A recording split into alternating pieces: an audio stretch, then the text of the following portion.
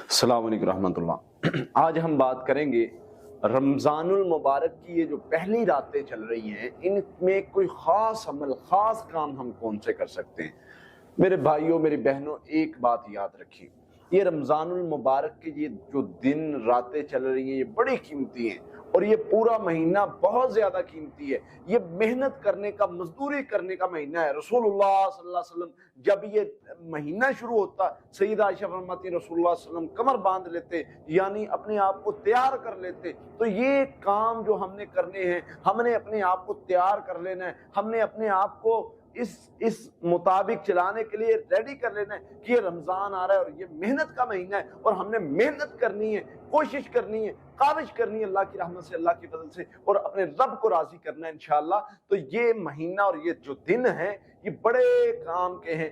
ان راتوں میں خاص اعمال جو ہیں، جو ان راتوں میں کرنے ہیں، سب سے پہلے میرے بھائیوں، میری بہنوں، اپنے دلوں کو صاف کر لیں، دلوں کو صاف کر لیں۔ کہیں ہمارے دل میں کذب کی وجہ سے، ہمارے دل میں جو ہے وہ کینے کی وجہ سے، ہمارے دل میں کوئی ایسے گناہ کی وجہ سے ہمارے اعمال نہ تباہ ہو جائیں، یا ایسا نہ ہو کہ کوئی ایسی چیز ہمارے دل میں ہو جس کی وجہ سے ہم نیکی کی توفیق چھین لی جائے۔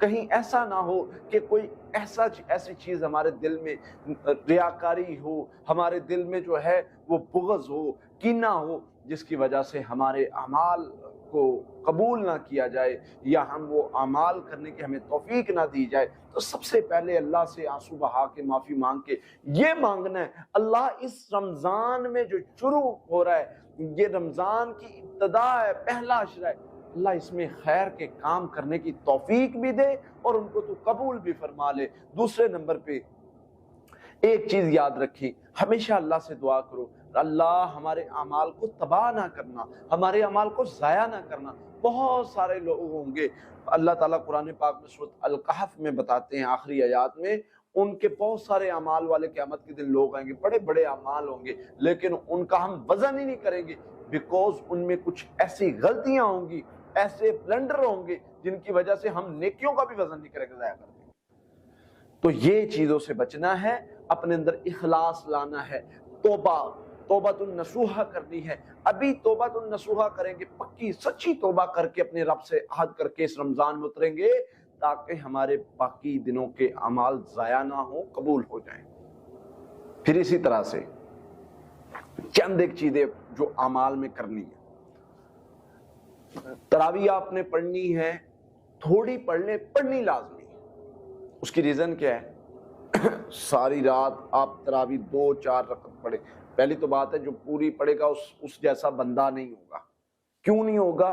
کیونکہ اللہ تعالیٰ فرماتے ہیں کہ جو قیام کرتا ہے رات کا، میں اس کے تمام پچھلے گناہ معاف کر دیتا ہوں، جو رمضان میں قیام کرتا ہے۔